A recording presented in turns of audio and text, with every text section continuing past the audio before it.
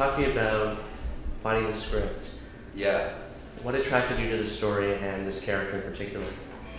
I think, it's a good part to play. I haven't really played a lot of parts like this, once or twice, playing sort of, for lack of a better term, adults, Mm-hmm. So, yeah, it's an opportunity for me to kind of do this sort of Tom Hanks, William Hurt, Paul Rudd part, I suppose, is the best way to put it.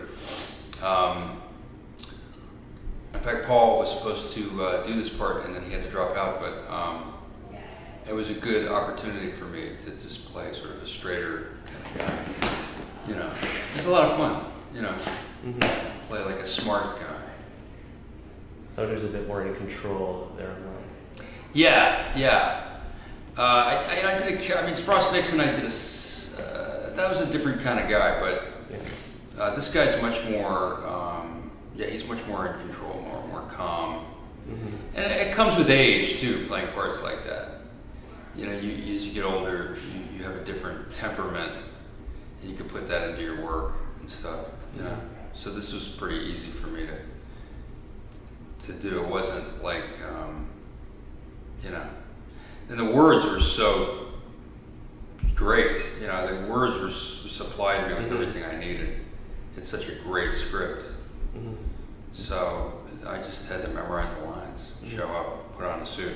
The script's really great, but Lynn has a long career of working with actors in improvisation. Yeah. I was wondering, how did she welcome improv on the set? Because this is the first time Yeah. you're working with her in the material. She was very liberal with me, very generous with letting me riff a little, but I stuck to the script for the most part, and because the script was, again, so good, and the rhythms are so specific about who these people are. They're very verbal characters, not unlike a James Brooks movie or a Wood Stillman film, Woody Allen. It's got that very verbal repartee. It's very quick, smart people, who are very articulate, unlike myself right now. Who can really break things down. So, but occasionally, I would change a word. We'd talk about it, or we'd change some stuff in the bar scene. Mm-hmm. With scripts like that, where the person is affluent or an intellectual, a lawyer, a journalist, whatever it is, someone who's college educated, and the script is very verbal. You also have to incorporate little idiosyncrasies to kind of make it so that it doesn't sound like a script. You have to make it really accessible and real, I think. Right, every word has to sound refreshing. It doesn't have to seem written. Yes. Mm-hmm. Exactly.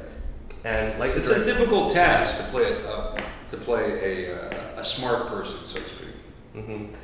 Like some of the directors you mentioned about a minute ago, this script, there's a very thin line between the comedy and the drama. When you were working on this film, did you experiment with scenes, do some with more lighthearted tone, and then try them more seriously to see if they would work out? Because there's a very sort of a thin line. Yeah. I think when in doubt, just be real, Mm-hmm. and high stakes and be real. That's really, whether it's Pinter or Tom Stoppard or Sam Shepard, I think you just want to be real. That's really, when in doubt, just do that, because you're never going to go wrong with that, so it's really just about whether, what's going on in these imaginary circumstances, and staying true to that, so that you always keep it truthful. So how would I react in this circumstance with this strange, beautiful woman in my house with my daughter?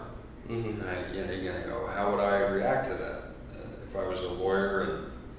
And it really starts with that sort of seed, and then the words, being as good as they are, supply a lot for you.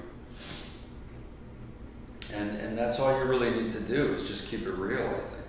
Mm-hmm. Developing the chemistry with Kira. Yeah. What was it like to work with her? This is a very different role for her. But Well, there's no real development in chemistry. We just it's either there or it's not, you know. And we got lucky because I didn't meet her until the first day of shooting. I didn't meet her. I met her because I was in the hospital. I was at the ER because I got bit by a tick or a spider or something. So I couldn't rehearse. I was in Seattle in the fucking ER.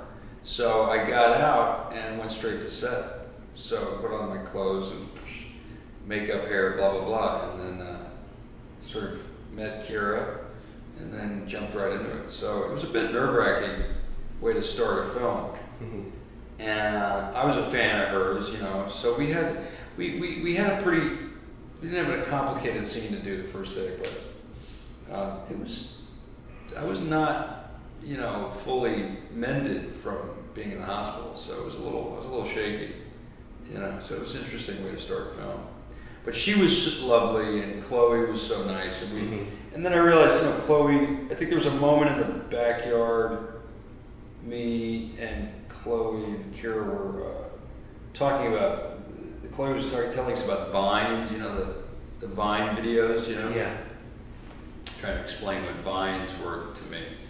So that basically was the beginning of us kind of just talking, getting to know each other, just making fun of Chloe vining.